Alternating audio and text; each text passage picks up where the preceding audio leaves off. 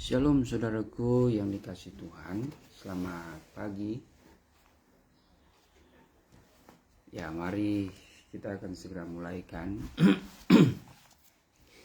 pendalaman Alkitab kita pada saat pagi hari ini. Kita akan melanjutkan pembahasan mengenai kitab Sirah Soleman atau kitab Kidung Agung. Pasal yang ke-3.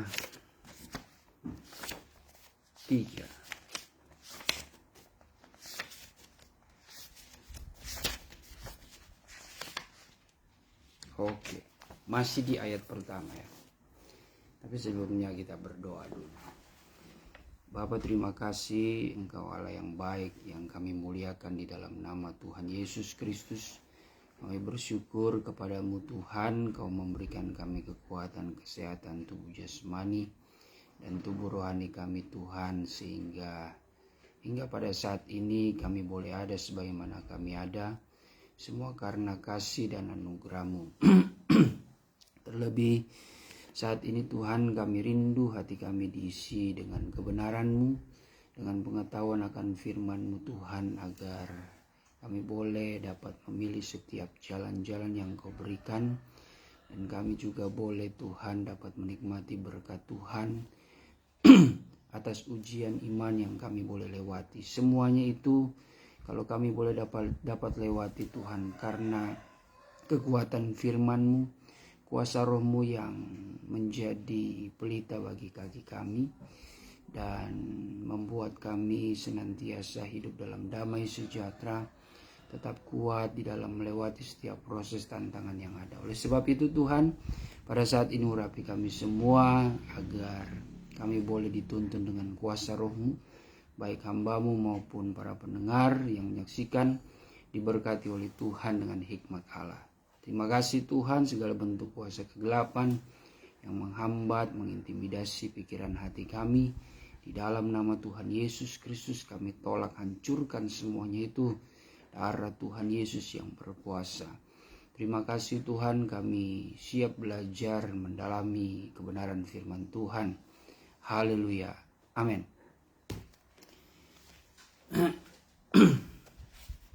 Baik, puji Tuhan.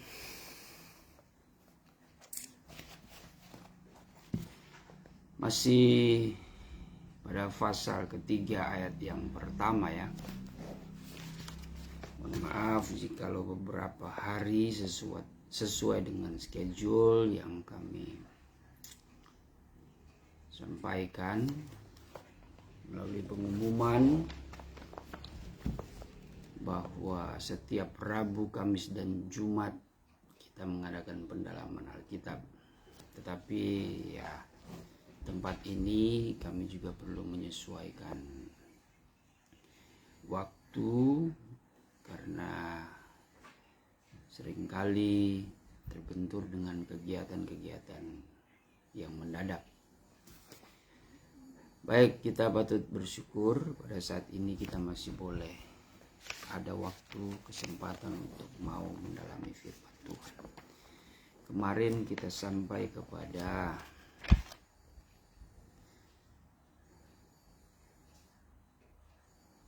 gereja pengantin tertidur rohani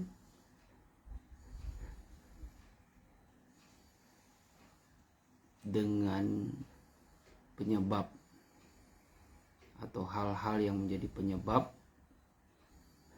mengapa gereja pengantin itu tertidur rohani, dan kita sudah membahasnya. Karena gereja pengantin menganggap remeh akan firman Tuhan. Lalu kedua, makan makanan pelajaran yang salah, sehingga menyebabkan rohani mengalami kelemahan atau sakit. Ya, kita lanjutkan. Demikian juga pada akhir zaman ini, keadaan seperti itu harus secepatnya dipulihkan. Sebab kalau tidak, maka gereja pengantin akan mengalami kerusakan rohani. sakit rohani yang akhirnya mati rohani. Hal ini seringkali terjadi karena adanya oikumene yang tidak dipimpin oleh rohku, tetapi dipimpin oleh akal-akal manusia. Oikumene yang dipimpin dan dibentuk oleh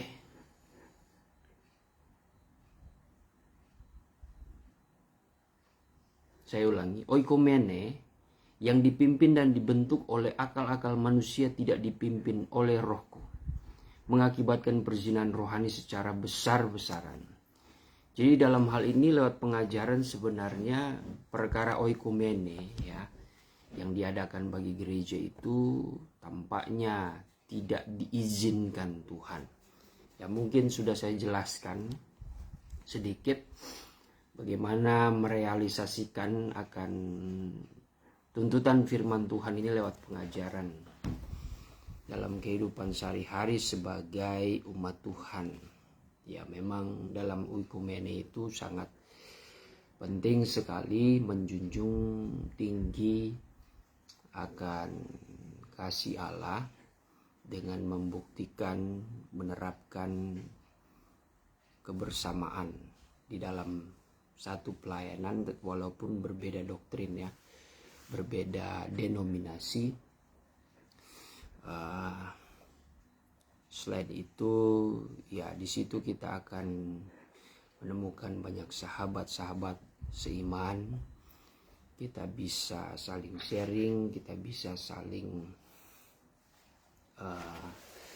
menjalin hubungan yang baik dengan saudara seiman, dengan gereja-gereja denominasi yang lainnya tanpa kita membeda-bedakan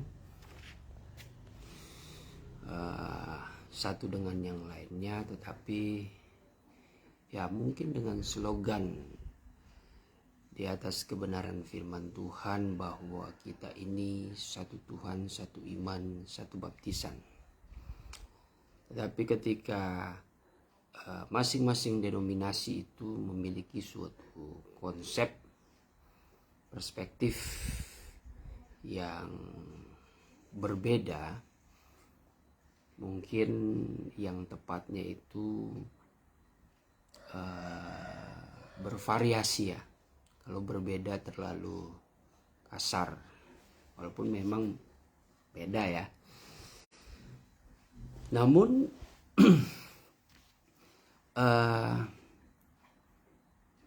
kalau saya mau merenungkan inisiatif dari setiap denominasi, lembaga, organisasi yang mungkin mengadakan oikumene seperti itu, saya teringat akan perkataan Rasul Paulus ya. Terlepas dari doktrin kita yang berbeda-beda dan masing-masing mungkin kita berpegang teguh pada pengajaran masing-masing, menganggap pengajaran kita itu yang paling betul, mungkin seperti itu. Tetapi ada suatu perkataan firman Tuhan yang baik bagi kita di dalam Filipi pasal yang pertama ayat yang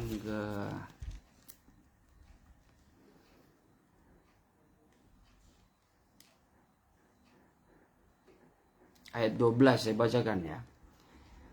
Kesaksian Paulus dalam penjara. Aku menghendaki saudara-saudara supaya kamu tahu bahwa apa yang terjadi atasku ini justru telah menyebabkan kemajuan Injil. Ini luar biasa ya.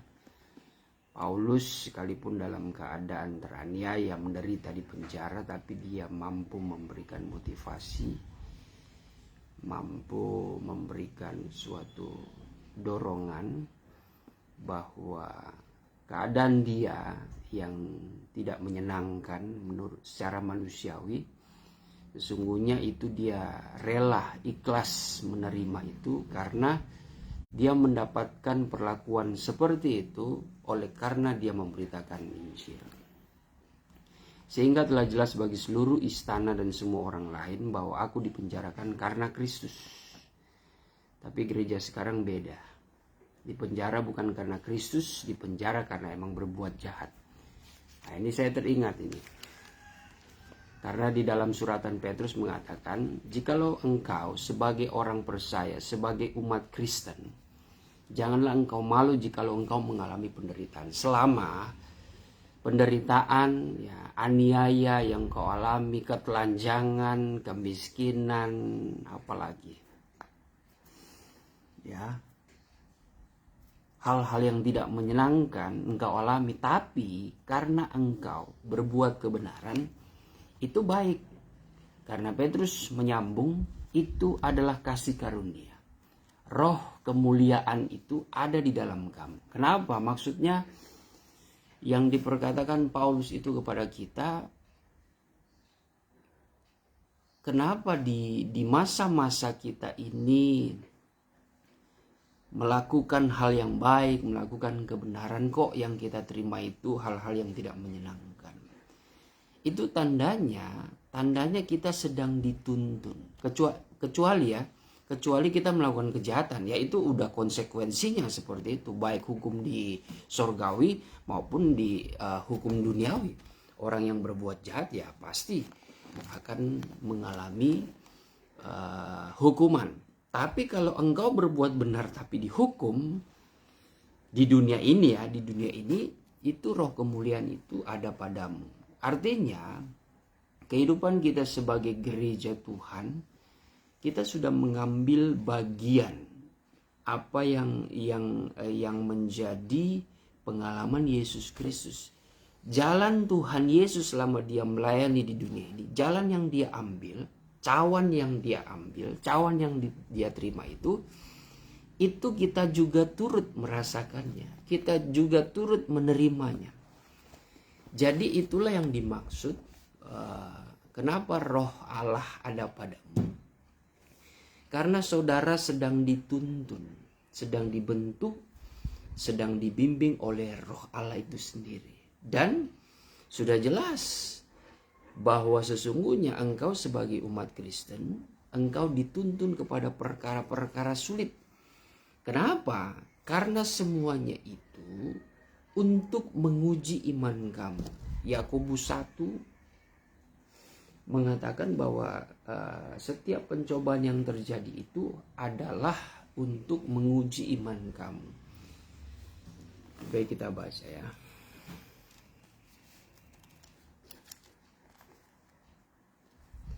Yakobus pasal 1.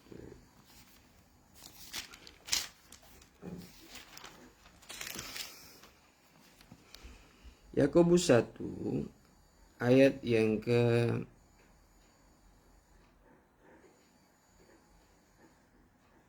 2. Saudara-saudaraku, anggaplah sebagai suatu kebahagiaan apabila kamu jatuh dalam berbagai-bagai pencobaan, sebab kamu tahu bahwa ujian terhadap imanmu itu menghasilkan ketekunan. Jadi ujian iman itu menghasilkan ketekunan. Kalau saudara tetap setia dalam kebenaran, tetap konsisten melakukan hal yang baik, tidak terintimidasi, tidak terpancing dengan masalah, bahkan ajakan-ajakan yang manis, tapi yang membawa kepada maut, saudara itu memiliki iman yang teruji. Ya. Dan disitulah dengan saudara sebagai umat Tuhan, dilabeli sebagai orang yang memiliki iman yang teruji, ya kasihmu kepada Tuhan itu tidak pernah ke-distract, ya, tidak pernah ke-distract dengan kasih di dunia ini yang menawarkan keindahan, kecantikan dunia, ya, yang berbicara tentang materi dunia, ya, dengan segala kemilau dunia yang ada, yang selalu memikat dan mengikat keinginan kita, sehingga kita tidak lagi mengasihi Tuhan melainkan mengasihi dunia. Nah, tetapi saudara tetap konsisten memilih Tuhan, mengasihi dunia, itu saudara iman yang teruji. Kalau saudara, kita semua memiliki iman yang teruji, yang Tuhan lihat itu saudara adalah, kita semua adalah orang yang tekun. Orang yang tekun dalam melakukan pekerjaan itu biasanya sangat dicintai oleh tuannya. Ya. Seorang hamba yang tekun bekerja itu dicintai dan disayangi oleh tuannya, ya. Ya, apalagi dalam dunia pekerjaan, saya percaya setiap karyawan, setiap bawahan yang memiliki ketekunan yang teruji dalam hal kinerjanya itu, ya tidak terpengaruh, tidak terintimidasi dengan masalah yang terjadi dalam pekerjaan dia, tapi dia tetap konsisten menjalankan pekerjaan, sehingga dia adalah orang yang fokus, ya, orang yang fokus. Dan orang seperti itu, orang yang tekun adalah orang yang bisa mencapai kepada keberhasilan, bisa mencapai kepada garis akhir, bisa menyelesaikan segala tugas dan tanggung jawabnya. Dan itu tentu punya penilaian tersendiri ya dalam suatu pekerjaan, punya penilaian tersendiri, ya punya penghargaan tersendiri dari atasan.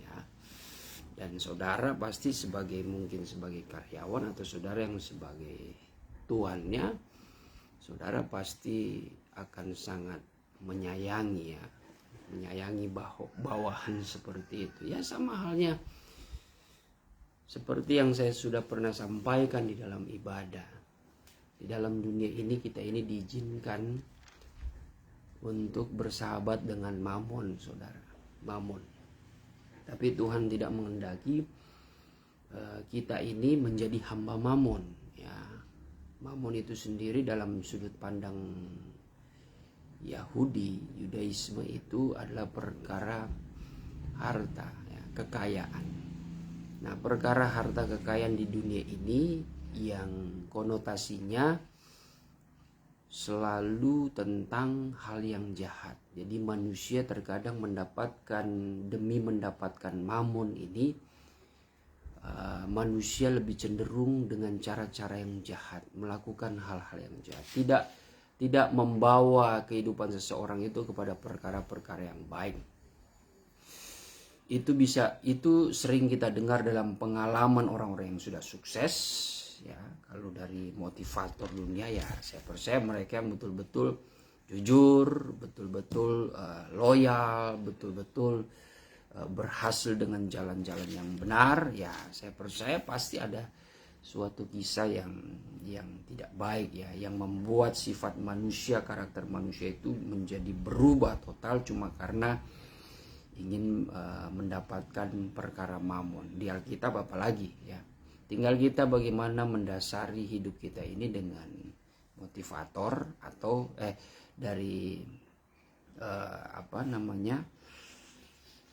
kata-kata bijak manusia atau dari kalimat firman Tuhan. Firman Tuhan itu sudah jelas, ya, dikatakan bahwa jangan sampai ada orang yang ingin menjadi kaya, ya, tetapi hiduplah berpadan dengan apa yang ada. Kalau engkau mau menjadi kaya, ya jangan engkau terfokus dengan kekayaannya. Bekerja saja, engkau tetap setia, menjalankan setiap tugas, kepercayaan yang diberikan kepadamu, dan tetap hidup takut akan Tuhan. Jalani setiap aktivitasmu dengan baik dan benar, dengan kejujuran, dengan keadilan.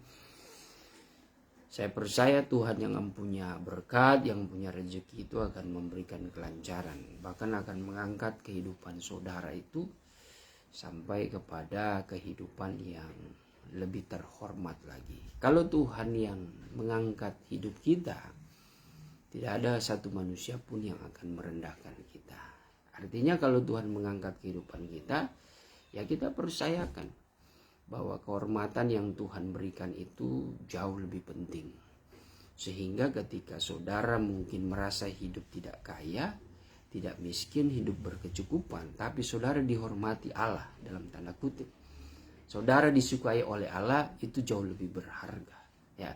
Jauh lebih safety, jauh lebih aman, jauh lebih damai, ya. Karena engkau dihormati Allah, karena engkau dikasihi Allah. Sehingga yang menjamin hidupmu itu adalah Allah, bukan manusia. Tapi kalau engkau hanya mencari kehormatan di mata manusia, ya itu semua terbatas, ya. Semua terbatas. Banyak manusia mempunyai motivasi untuk menjadi kaya, dia mencari hormat dari manusia, ya, mencari hormat bagi dirinya sendiri, tapi dengan jalan-jalan yang melukai hati Allah. Itu berbahaya, ya. Itu sama seperti dikatakan ada orang menganggap jalan itu lurus tapi ujungnya kehancuran. Memang kelihatan awal-awal jalan itu lurus atau berbicara tentang ini jalan yang kita ambil secara kebenaran kita sendiri, nampak lurus, nampak betul.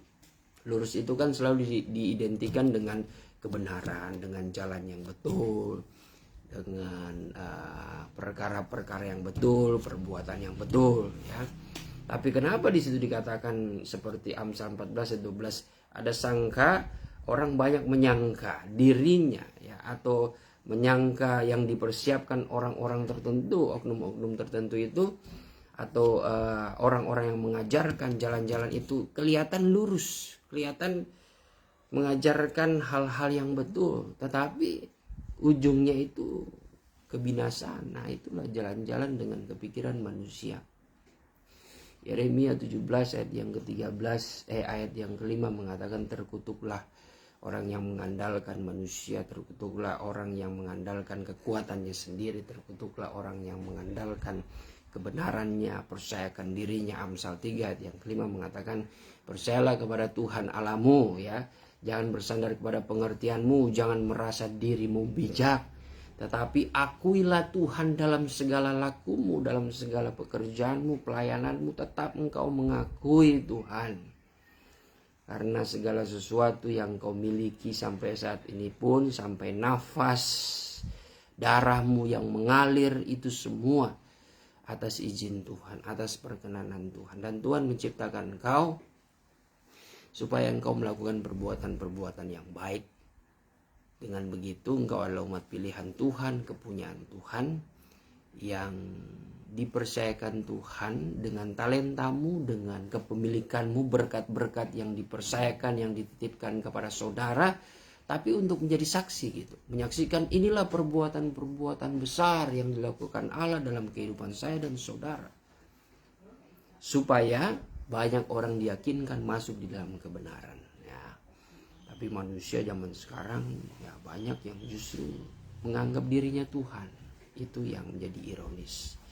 Jadi menghadapi ujian itu adalah ketekunan.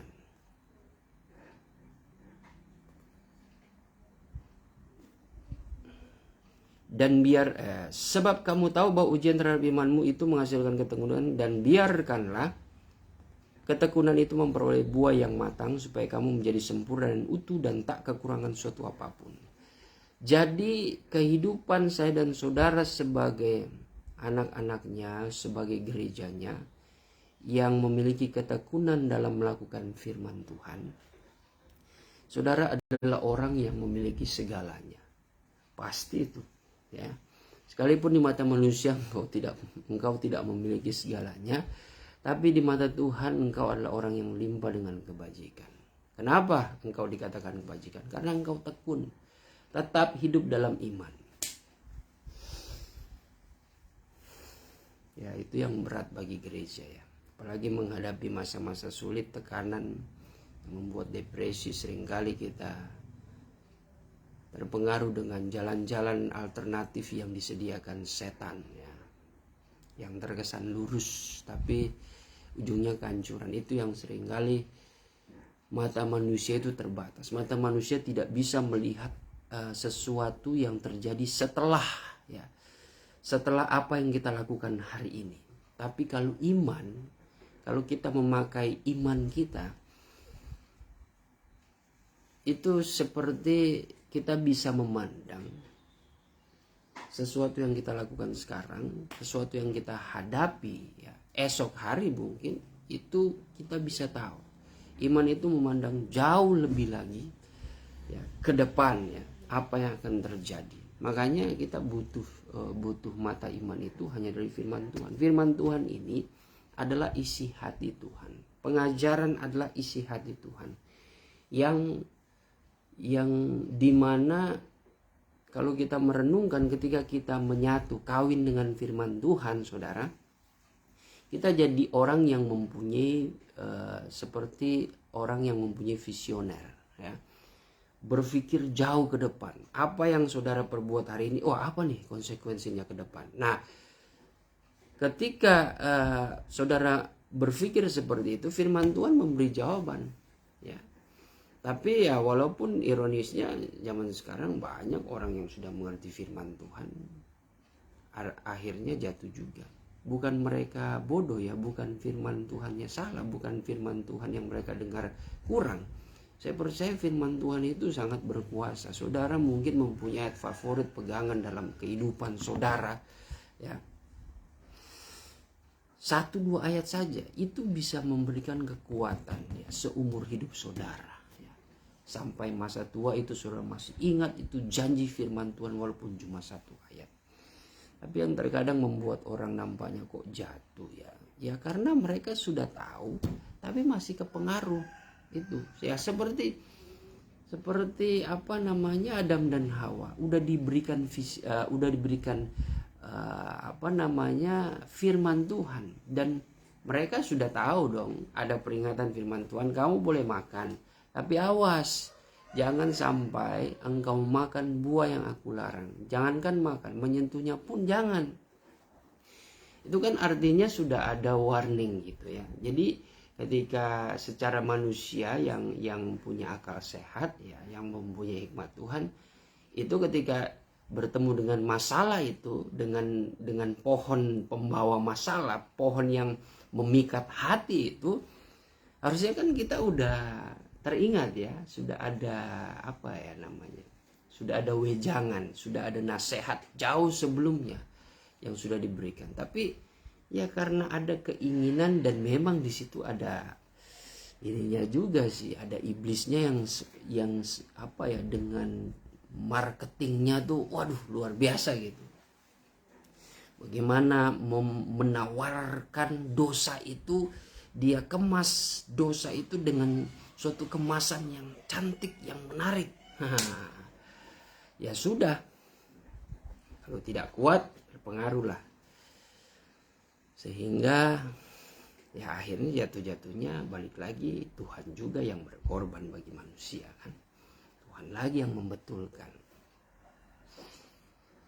Ada beberapa pandangan gereja seperti itu. Walaupun kita berbuat dosa, ya kita sudah diselamatkan oleh kasih karunia Tuhan. Ya. Ketika engkau percaya, engkau sudah pasti selamat. Jadi aplikasinya kita tuh jadi berpikir. Ada pengajaran seperti itu. Kita jadi berpikir nggak perlu dibaptis. Ada yang sampai situ. Saya pernah berdebat dengan beberapa oknum dari gereja-gereja tertentu. Jadi baptisan air itu tidak menyelamatkan. Kata siapa?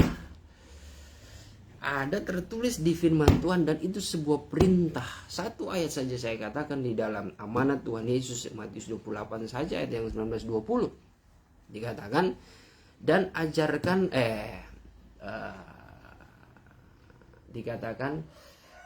baptiskanlah mereka, ya, di dalam nama Bapa, Anak, dan Roh Kudus, dan ajarkanlah mereka, ya, supaya mereka juga menjadi saksi melakukan perbuatan-perbuatan yang baik. Jadikanlah semua bangsa muridku dan baptiskanlah. Nah, jadi ya dari situ sebenarnya kita bisa menangkal ya doktrin-doktrin seperti itu, yang di lain sisi mereka membesarkan, kasih karunia Tuhan itu tidak salah. Kasih karunia Tuhan, kita percaya sama dia, itu ada di Alkitab, betul. Mereka seringkali mendasari dengan Yohanes 3:16 kan.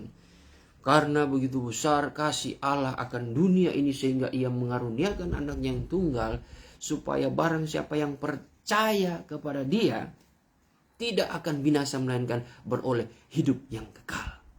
Jadi ketika engkau percaya, udah engkau tidak perlu melakukan baptisan air, itu tidak ngaruh. Buat apa Tuhan Yesus baptis air? Sementara teladan hidup, ya, hidup gereja Tuhan itu yaitu meneladani kehidupan Kristus dalam pelayanannya.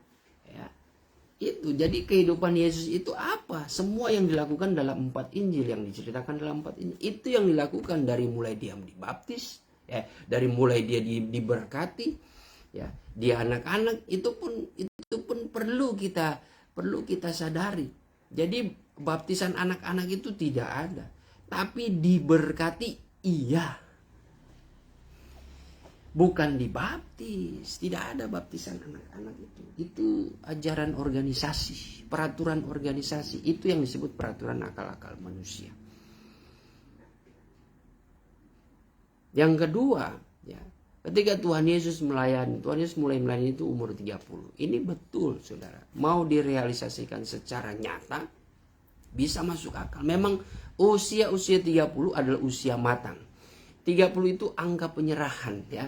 Artinya kehidupan seseorang yang mau menyerahkan dirinya itu di angka 30 itu adalah angka yang matang, yang sudah ibarat kata mereka sudah siap untuk memberitakan Injil. Tapi perhatikan dulu, jangan saudara tidak ada riwayat mengenai saudara sekolah Alkitab, tapi saudara tiba-tiba udah bisa langsung berkhotbah. Tidak. Tuhan Yesus ya dari kecil dia sudah berhikmat, dia sudah berargumen, dan dalam kehidupan orang Yahudi itu sangat ketat menjalankan suatu mendalami suatu pengajaran tentang Taurat, ya. Yesus sudah diajarkan itu, ya, Taurat dari umur sekian tahun, dari anak-anak itu ada, ya. Seperti kalau di saudara kita itu anak-anak umur mungkin 5 tahun, 7 tahun itu sudah diajak belajar mengaji, ya. Itu luar biasa. Nah, itu konsep Taurat juga seperti itu. Kalau kita terkadang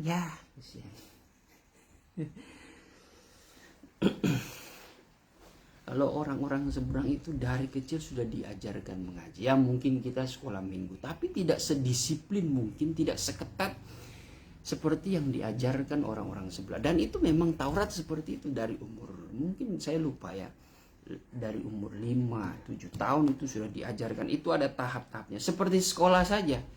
Kita SD itu kita diberikan suatu pelajaran dasar. Tapi ini dalam konteks mengenai keagamaan, ya. Semakin kita tumbuh remaja sampai kita betul-betul sarjana, ya, dalam hal Alkitab, ya, seperti sarjana teologi dan sebagainya. Ya. Baru ketika umur 30 Tuhan Yesus itu muncul, dia sebelum melayani ngapain dulu? Dia dibaptis dulu. Dan setelah dibaptis turunlah Roh Kudus. Itu sebenarnya gambaran orang yang mau dipersiapkan melayani tidak serta-merta hanya mempersiapkan secara materi saja. Bukan hanya engkau dipenuhi dengan materi teologimu saja, tapi bagaimana engkau hidup mau melakukan firman Tuhan, dibaptis air dan dipenuhi dengan Roh Kudus, baru engkau siap melayani. Bahkan sebelum Yesus melayani pun, setelah Yesus habis dibaptis dan dipenuhi dengan Roh Kudus, ya, di situ sebelum dia melayani puasa dulu 40 hari.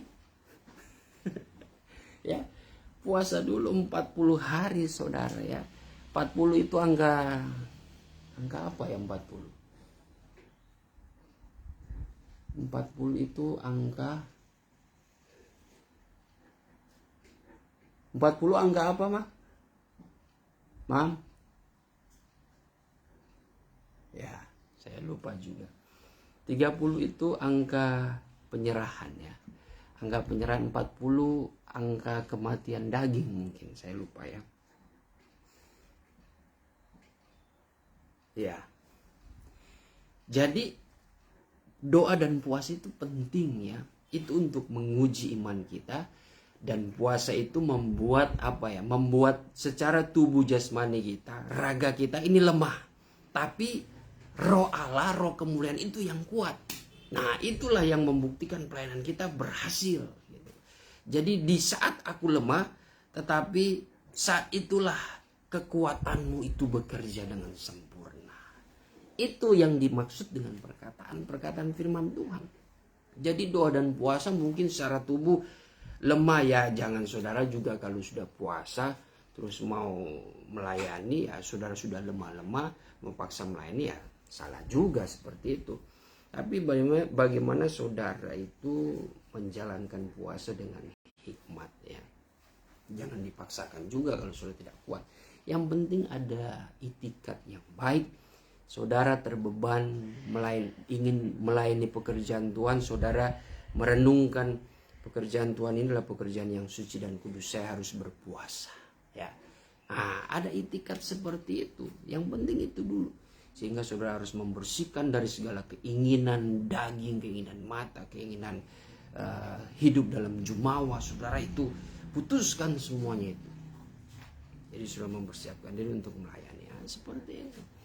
Jadi syarat-syarat untuk melayani, memberitakan Injil, melayani pekerjaan Tuhan harusnya seperti itu. Kalau kita mau mengikuti teladan Yesus Kristus. Nah, itu mengenai doktrin.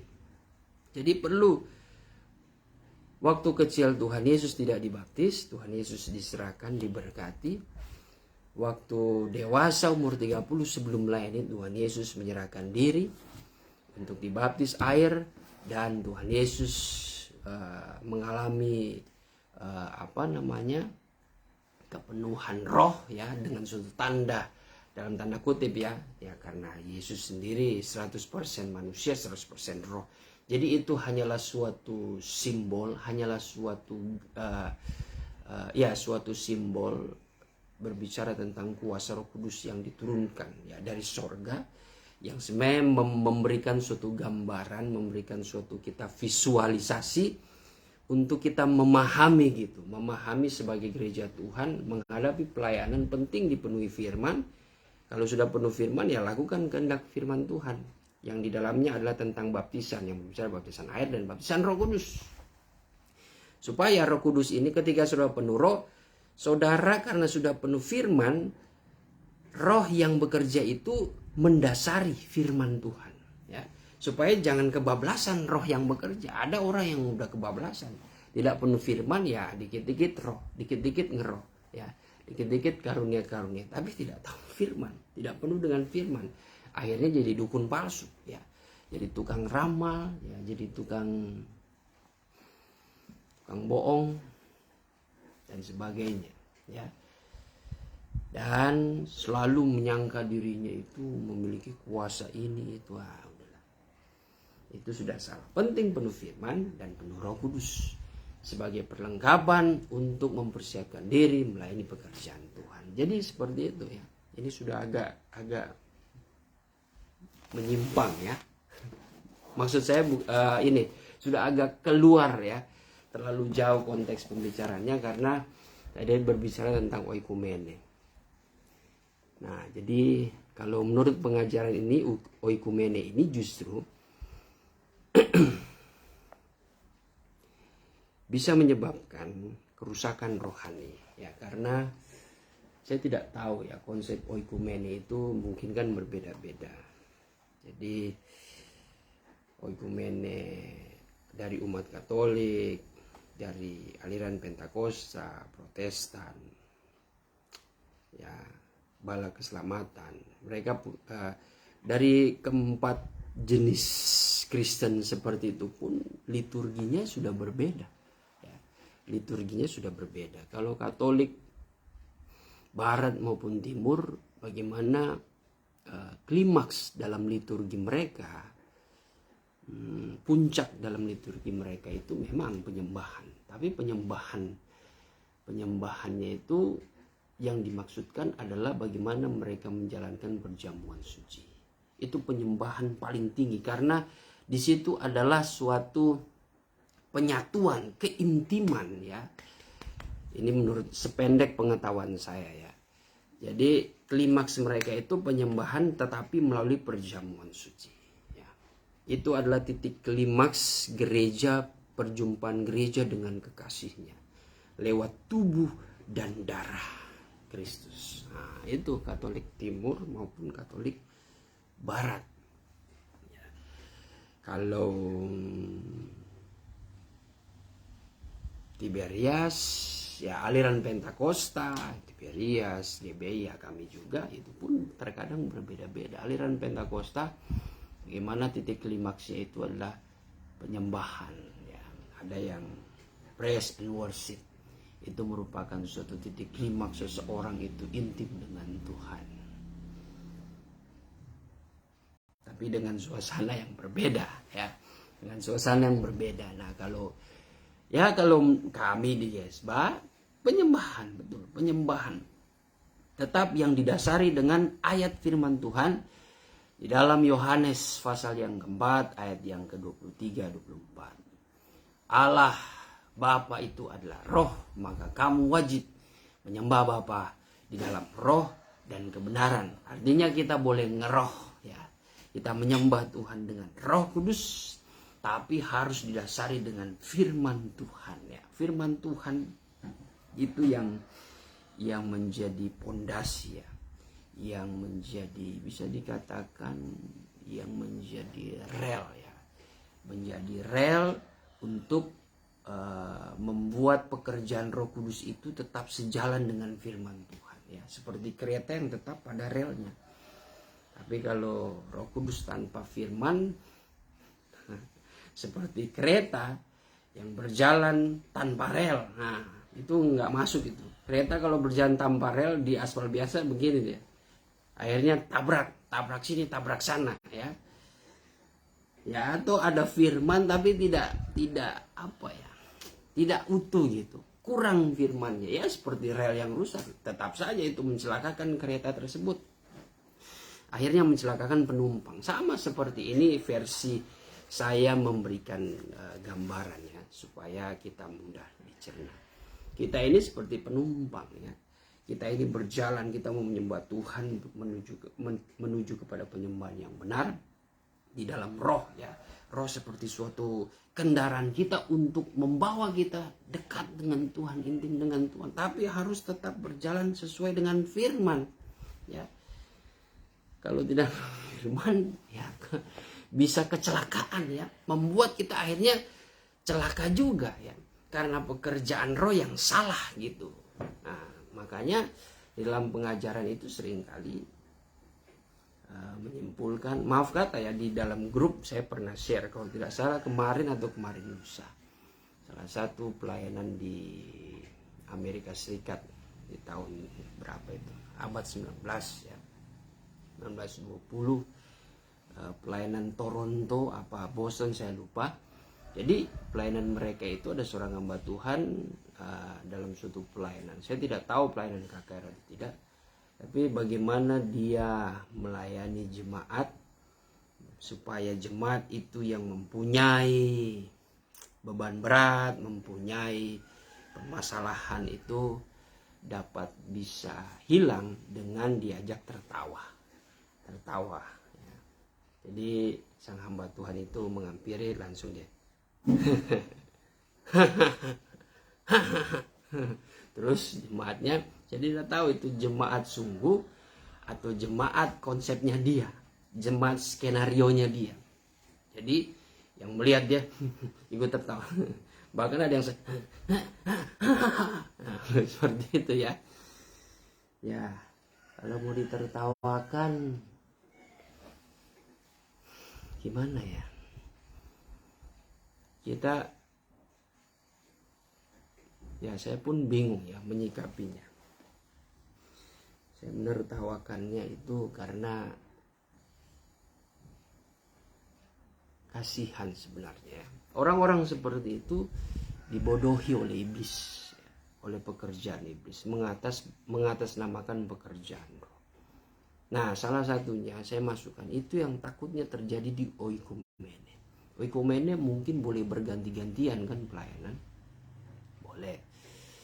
Ya kalau sudah oikumene yang dijunjung tinggi itu kebersamaan, ya kita mah amin, haleluya saja ya. Hanya mengangguk-ngangguk, ya udahlah, yang kita ikuti adalah perkara ya udah untuk demi kebersamaan.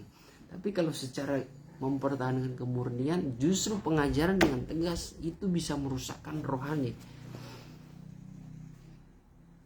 Oikomen yang dipimpin dan dibentuk oleh akal manusia, tidak dipimpin oleh Rohku, mengakibatkan perzinahan rohani yang secara besar-besaran, bahkan dikatakan perzinahan rohani ya, yang berbahaya. Dan ini menjadi terapan yang membingungkan bagi kami. Sebenarnya tidak perlu bingung ya, kalau sudah ada literasinya, sudah ada perintah dari sini, ngapain bingung. Tapi terapannya itu apakah kita menghindari ketika ada ajakan oikumene terhadap gereja-gereja tertentu, nanti disangka kita sombong kan. Itu seringkali membuat kita bingung.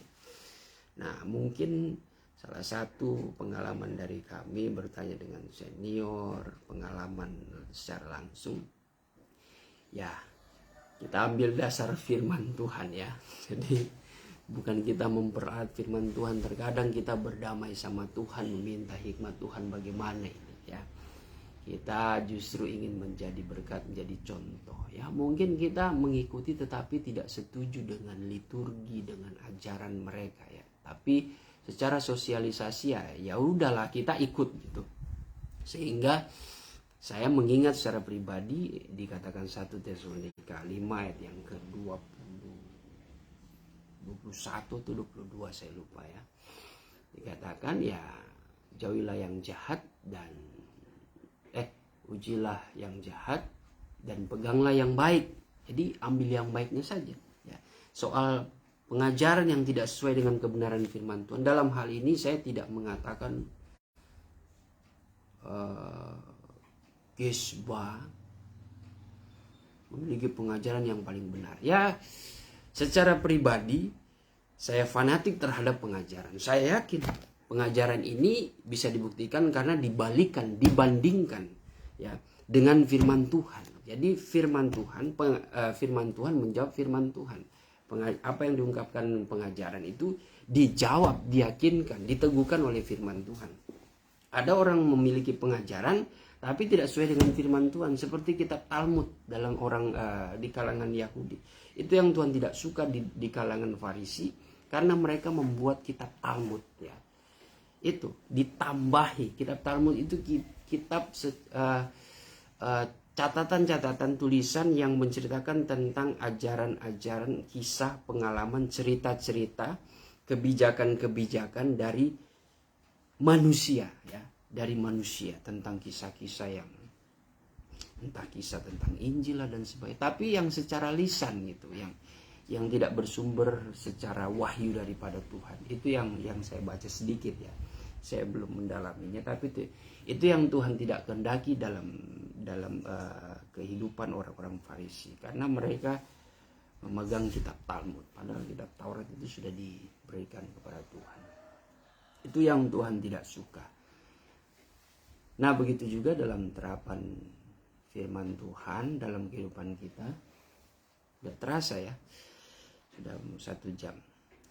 Dalam hal oikumene ya udah, hal yang baik mungkin saudara sebagai pelayan Tuhan, sehingga saudara mewakili, atau saudara sebagai gembala, sebagai ketua organisasi, ya mau tidak mau saudara membaur secara bermasyarakat, bersosialisasi antar gereja. Terkadang ya memang harus ditunjukkan hal seperti itu. Satu lagi yang mungkin bisa saya kasih gambaran, Tuhan Yesus saja ya bergabung kok dengan orang-orang kafir ya, orang-orang berdosa. Tapi bukan berarti Tuhan Yesus setuju dengan dosa yang mereka lakukan, tidak. Tapi bagaimana Tuhan Yesus yang memberi dampak itu. Nah, begitu juga keadaan kita yang sudah memegang pengajaran, dalam liturgi, waduh kok ada kayak gini ya, kok penyembahannya kayak begini, kok puji-pujiannya nggak tepuk tangan, kok firman Tuhannya kok begini ya. Secara manusia terkadang kita kan lebih sering menghakimi, tapi kalau kita kembali kepada firman Tuhan ya kita tetap tenang saja. Kita kalau mau fanatik ya fanatik ke dalam, boleh keluar saudara tunjukkan, tapi jangan dipaksakan. Seperti pengajar ini kita boleh tampilkan, kita ajarkan, tapi jangan paksakan mereka, sehingga kita jatuh-jatuhnya akan menghakimi mereka ketika mereka tidak mau melakukannya ya. Tidak usah, yang penting sudah sampaikan ya. Memang pengajaran itu lebih kepada diri kita, seperti cermin kan, cermin. Firman dan pengajaran itu seperti sesuatu cermin yang diberikan, siapa yang memahami dia yang diberikan cermin itu. Ya udah, cermin itu bukan kita kasih ke orang kita, nih ngaca nih, baca nih firman Tuhan. Tidak. Justru kalau cermin itu diberikan kepada kita, kita harus bercermin diri sendiri. Ya. Saudara paham, saudara sejahtera, saudara sukacita, saudara merasa mendapatkan pencerahan dari cermin itu, cermin firman pengajaran, ya sudah, saudara lakukan itu. Saudara sudah serupa tidak?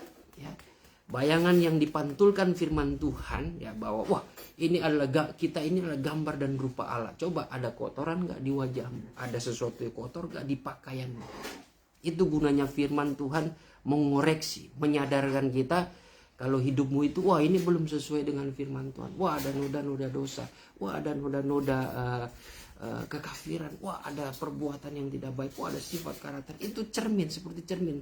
Jadi seperti kita butuh kaca kan, kalau kita mau tetap berpenampilan baik, sebelum kita keluar, hangout, sebelum kita bekerja, sebelum kita melayani, kita butuh kaca. Maka penampilan kita sudah pantas, sudah sopan, sudah baik, ya, sudah berkenan, ya, sudah rapi, sudah bersih. Nah, baru kita siap untuk pergi keluar. Sama seperti itu. Kita mempersiapkan diri untuk bertemu dengan kekasih kita, ya. Jadi kita harus mendandani, ya, hidup kita tentu sesuai dengan arahan kekasih kita. Tuhan itu sudah mengungkapkan isi hatinya. Aku mau kamu seperti ini. Kamu sempurna roh, jiwa, dan tubuh. Kamu sempurna dalam perbuatan-perbuatan. Jangan suruh berpikir, saya ini kan tidak sempurna. Terkadang itu hikmat iblis, ya. Bagi orang-orang tertentu yang tidak mau berubah, yang tidak mau bertobat, yang tidak mau maju, ya. Tidak mau maju karena ada satu hal, ada yang memang malas, ada yang kedua karena ada sesuatu dosa yang dia ingin pakai gitu, ingin hidup di dalamnya karena menurut dia itu memuaskan, sehingga ketika masuk dalam perihal rohani dia merasa menunjukkan seperti rendah diri, rendah hati, padahal ada dosa dia, tapi pura-pura rendah. Saya kan tidak sempurna, saya banyak salah. Itu gimmick, ya. Gimmick, ya. Kalau bahasa Yesus melihat karakter yang seperti ini, ya, karakter Farisi adalah orang munafik. Orang Farisi itu kan orang yang sebenarnya masih tinggal dalam dosa mereka. Lihat saja di Matius 23 apa yang mereka lakukan, ya. Yang mereka lakukan itu mereka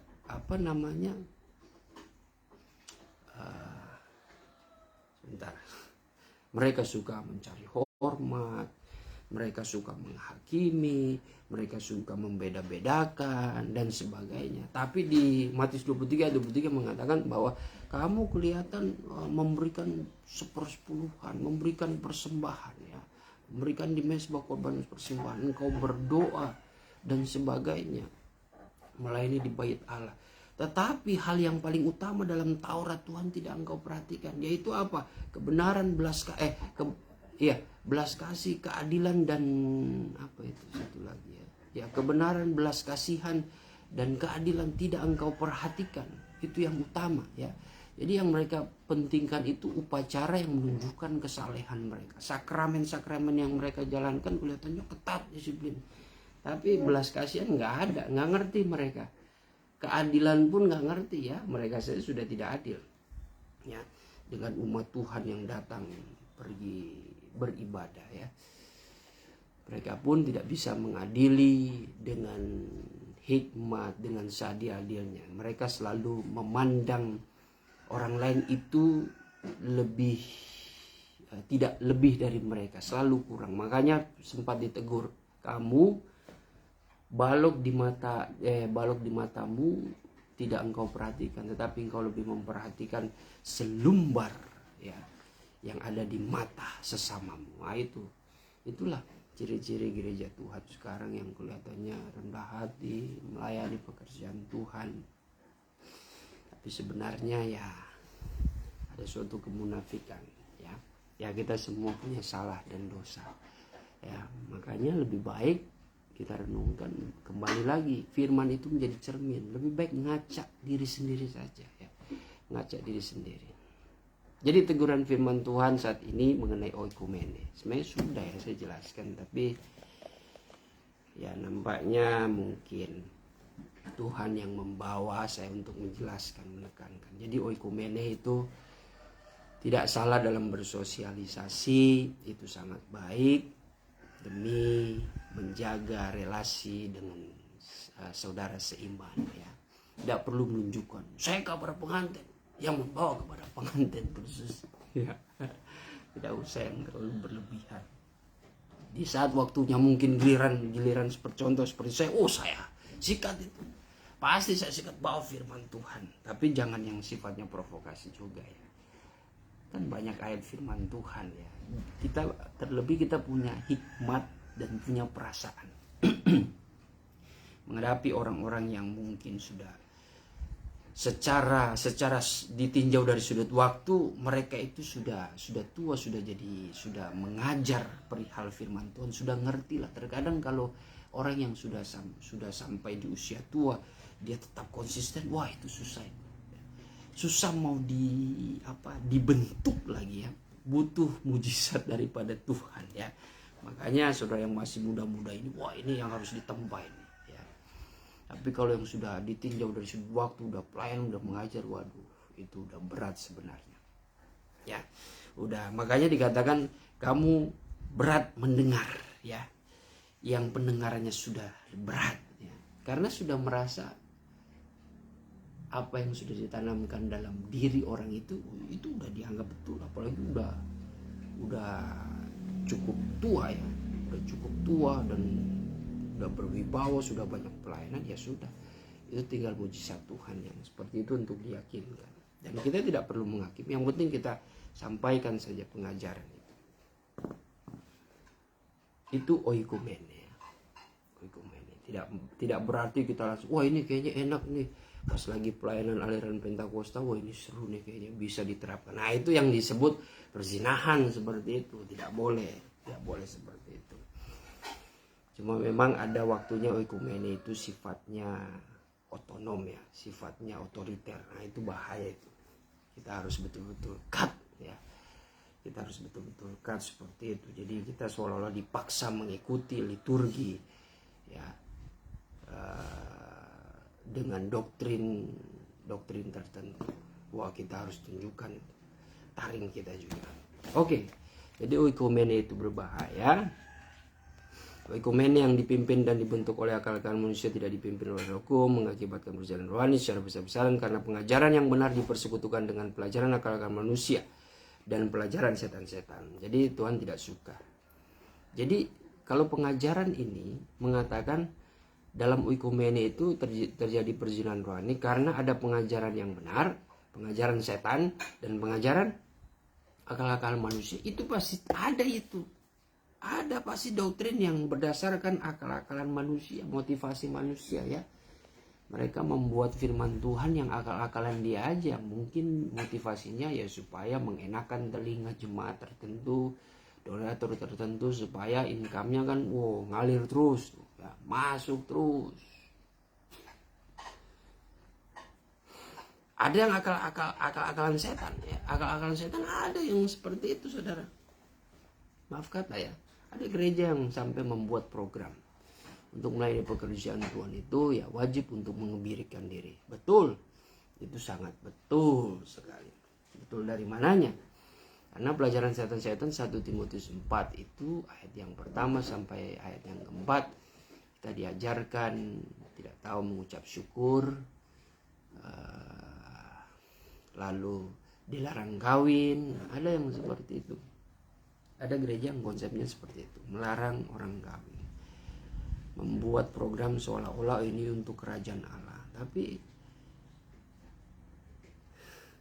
terkesan ada sesuatu konsep manusia ya, yang sebenarnya seseorang itu yang terpanggil untuk melayani pekerjaan Tuhan tidak serta-merta harus hidup sendiri. Tidak saudara ya, tidak harus dipaksakan kamu harus mengebirikan diri. Tidak bisa. Memang Tuhan Yesus pernah mengatakan ada orang yang tidak bisa menikah. Tidak bisa menikah pertama karena cacat. Mohon maaf, karena cacat dari lahir. Kedua karena pilihan dia sendiri ya. Karena pilihan dia sendiri ya. Dan itu merupakan, saya lupa itu ayatnya, ya memang dikaruniakan untuk melayani pekerjaan Tuhan, melayani pekerjaan Tuhan. Contoh dari rasul-rasul Petrus saja ya, dan kawan-kawan, mereka mempunyai keluarga, istri. Hanya saja tidak pernah diekspos istri mereka ya. Karena memang pada prinsipnya kalau saya pahami bukan berarti Tuhan tidak menghargai keluarga dari para rasul ini, tidak saudara. Tapi bagaimana pentingnya pelayanan itu yang berangkat mungkin dari firman Tuhan. Barang siapa yang mau mengikut aku, atau barang siapa yang mengasihi suami, istri, anak perempuan, anak laki-lakinya lebih daripada aku, maka ia tidak layak bagiku. Bukan berarti Tuhan tidak mengajarkan tentang bagaimana mengasihi keluarga. Tidak, artinya di dalam sebagai, khususnya mungkin laki-laki sebagai imam yang dipercayakan untuk pekerjaan Tuhan, terkadang untuk fokus terhadap pekerjaan Tuhan ya jangan peduli, jangan memikirkan ya, diberatkan oleh perkara-perkara keluarga ya, dalam hal keluarga sekalipun. Karena begini, ketika engkau melayani, keluargamu terjamin. Itu berkat bagi keluargamu itu terjamin kalau engkau mendahului Tuhan. Ya sama seperti kita terkadang saudara sebagai anak mempunyai orang tua, ada orang tua yang melarang, ada orang tua yang memberi teguran, nasihat yang kesannya sebenarnya secara tidak langsung mau melarang, membatasi saudara melayani. Tapi saudara ada kerinduan melayani, jangan. Saudara buktikan, saudara mencintai, saudara mengasihi orang tua saudara karena saudara mengasihi orang tua saudara, saudara tunjukkan itu begitu mengasihi Tuhan. Ketika saudara mengasihi Tuhan, pikiran saudara itu akan berpikir keluargamu akan diselamatkan. Itu. Seperti contoh kisah para rasul ya. Seorang kepala penjara.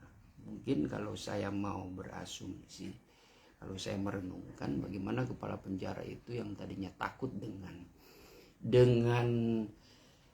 jabatan dia yang sudah terancam karena Paulus atau Petrus itu yang dibebaskan oleh Allah lewat malaikat.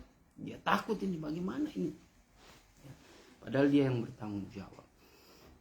Tetapi Paulus mengatakan ya, kalau kamu percaya kepada Tuhan, kamu dan sisi rumahmu akan diselamatkan. Secara manusia dia berpikir kalau dia lebih takut kepada kaisar, lebih takut kepada orang Romawi itu demi menjaga wibawanya, dia berpikir bisa menyelamatkan keluarganya gitu.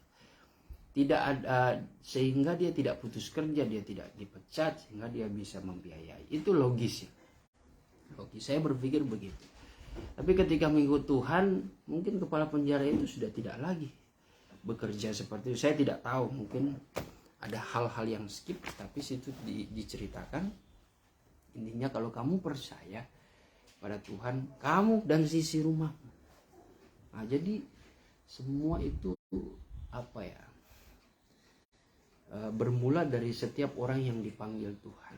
Dalam keluarga, saudara ketika merasa dipanggil Tuhan, melayani pekerjaan Tuhan, layanilah Tuhan. Utamakanlah Tuhan ya. Bukan saudara tidak peduli, saudara peduli. Karena saudara berpikir karena lebih peduli lagi bukan soal perkara materi, tapi perkara-perkara rohani, keselamatan hidup keluarga saudara, bagaimana bukan keluarga tapi kaum sebangsa saudara tuh betul-betul diselamatkan. Nah, tapi saudara yang terpanggil, saudara yang harus betul-betul ikut Tuhan ya. Kalau saudara ikut Tuhan, Tuhan memberi jaminan kok dalam perkataannya. Barang siapa orang yang mengikut aku, yang mau meninggalkan ladangnya, waduh, ladang pekerjaannya, meninggalkan orang tuanya, meninggalkan kekasihnya, meninggalkan anaknya, keluarganya, sesungguhnya dia akan mendapatkan 160-30 kali lipat. Ada itu di ayat. Saya tidak mau mencari, itu PR buat saudara saja. Ada itu ayat. Sesungguhnya saudara akan mendapatkan 100 kali lipat dari semuanya. Artinya bukan perkara jasmani saja saudara dapat ya. Bukan perkara kebahagiaan bagi keluarga saudara yang sudah tinggalkan demi mengikut Tuhan. Tapi keselamatan mereka. Seperti seorang prajurit ya, yang mengabdi kepada negara. Ketika ada panggilan negara, lihat saja. Saudara, apa kamu mau sayang, oh saya di rumah saya lebih mengasihi keluarga ya, padahal sudah disumpah ya untuk mengabdi negara. Coba setiap prajurit begitu, siapa yang mau bela negara? Ketika negara diserang penjajah, habislah. Bukan kamu saja di rumah yang dihabiskan oleh para teroris, para penjajah, bahkan keluargamu itu dibantai habis. Tidak ada perlawanan. Tapi kalau engkau mengabdi, engkau bukan berarti menjalankan tugas negara, sesuatu yang lebih besar. Karena negara itu disitulah keluargamu hidup, bukan keluarga di satu tempat, tapi kaum keluarga besarmu di negara itu engkau bela. Gitu maksudnya. Jadi itu yang sering kali menjadi perbincangan hangat ya. Melayani Tuhan itu melayani lewat dari mana dulu nih? Keluarga atau pelayanan pekerjaan Tuhan. Nah, itu perbincangan hangat. Ya, seru itu. Karena kalau salah ya bisa terjadi hal-hal yang sensitif. Tapi kalau kita mau mengikuti garis kerasnya secara militan yang diajarkan Tuhan itu, kita meninggalkan. Terkadang ya mungkin banyak hamba Tuhan yang sering kali nampak di pelayanan berhasil, tetapi rumah tangganya ya sedikit runyam, ya sedikit agak ada keretakan dan sebagainya.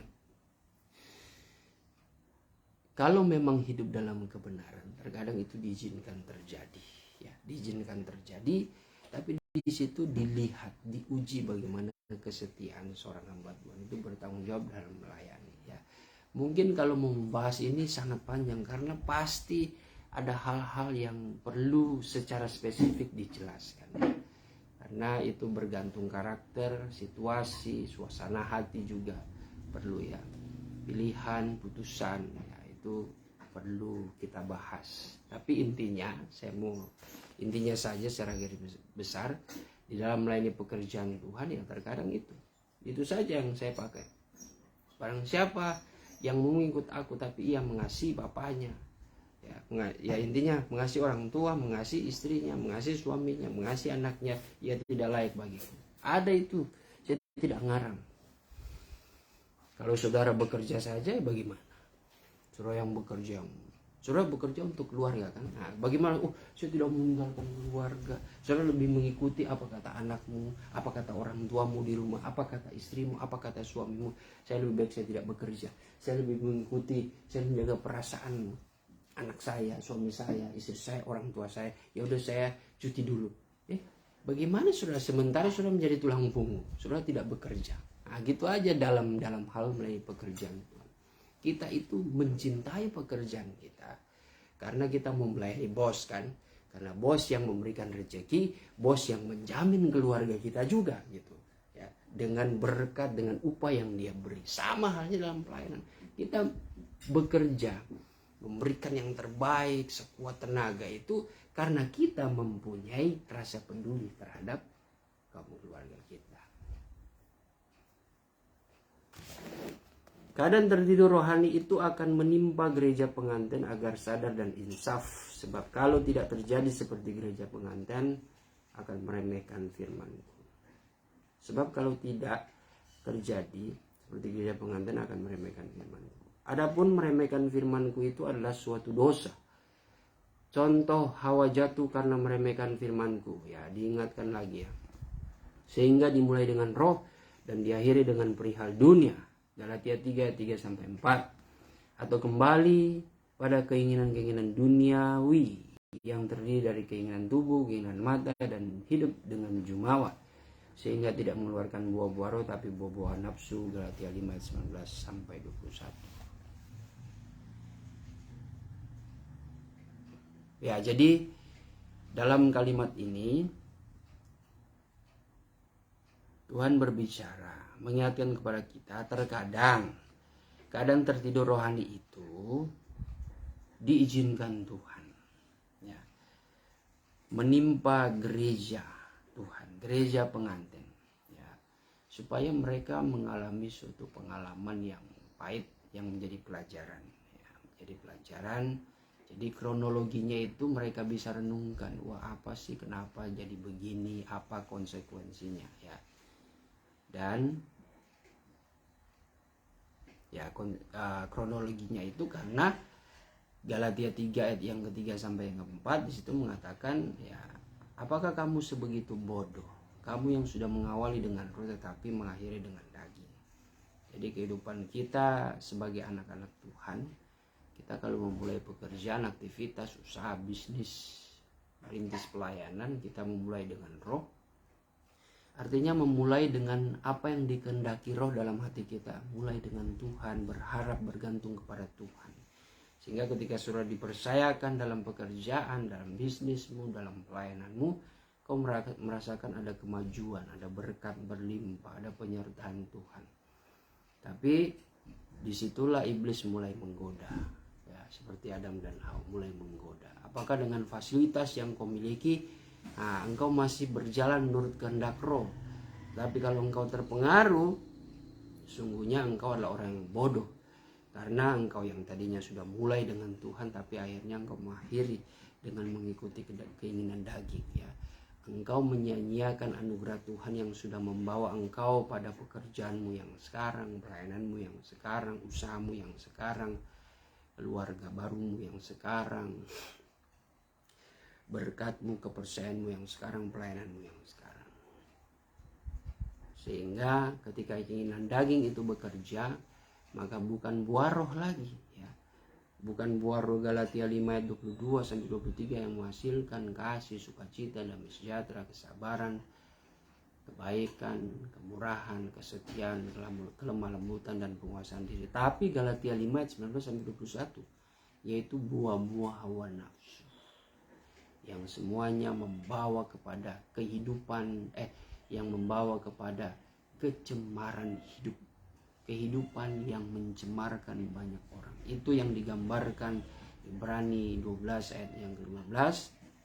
Orang yang tidak memiliki karunia, tidak memiliki kasih Allah, tidak memiliki karunia roh, tidak memiliki anugerah Allah, atau yang menjauhkan diri dari anugerah Allah, artinya tidak berjalan lagi. Anugerah Allah itulah Roh Kudus.